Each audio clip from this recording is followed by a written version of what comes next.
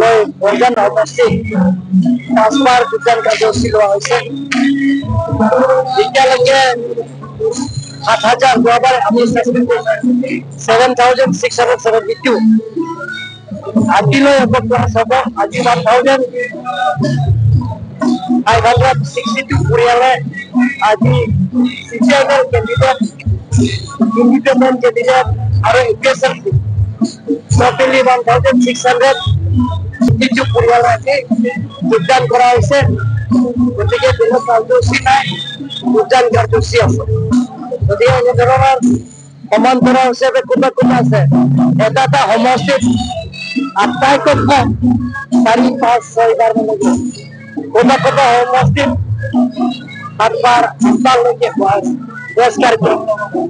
গতিকে এবাৰ মানুহে পৰিৱৰ্তন দেখা পাইছে যে বিজেপি নৰেন্দ্ৰ মোদী ডাঙৰীয়া কাৰ্বি আংলঙত যিটো স্থায়ী শান্তি আনিছে, ডক্টৰ হিমন্ত বিশ্ব শৰ্মা কাৰ্বি আংলঙক সকলো জাতি জনগোষ্ঠীৰ লগত লৈ এটা স্থায়ী শান্তি যিটো উপহাৰ দিয়াৰ কাৰণে, কাৰণ যিমানখিনি উগ্ৰপন্থীৰ লগত আলাপ আলোচনা কৰি ইয়াৰ স্থায়ী শান্তি চুক্তি কৰা হৈছে।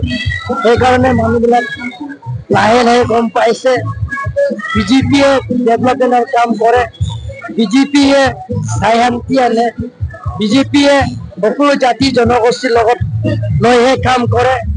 এইটো গোটেইখিনি গম পাই মানুহে কাম লাগিছে। কংগ্ৰেছ আৰু এপিএছএলচি তেওঁলোকক খালি মনোসজা কথাবিলাক কৰে, তেওঁলোকক অপপ্ৰচাৰ, ৰাজনীতিৰ ষড়যন্ত্ৰ, পলিটিকেল কনস্পিৰেচি, পলিটিকেল মটিভেটেড, তেওঁলোকে নিজৰ পলিটিকেল বেনিফিট ল'বৰ কাৰণে তেওঁলোকে সেইবিলাকৰ মনোসজা কথা তেওঁলোকে অপপ্ৰচাৰ কৰি আছে। গতিকে সেই যিমান অপপ্ৰচাৰ কৰে, যিমান প্ৰেছ বিট দিয়ে, তেওঁলোকে দিনে দিনে ইয়াক কংগ্ৰেছ দলৰ পৰা ত্যাগ কৰি আৰু লগতে এপিএছএলচি দলৰ পৰা ত্যাগ কৰি, চিপিএমৰ দলৰ পৰা ত্যাগ কৰি আমাৰ ভাৰতীয় জনতা পাৰ্টি আপোনালোকে গম পাব, অতি সোনকালে গম পাব।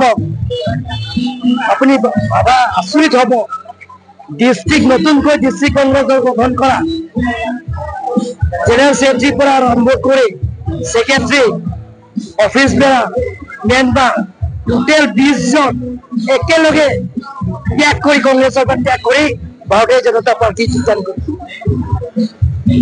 বেছি সময় নাই, এইটো মাহতে যোগদান কৰা হ'ব।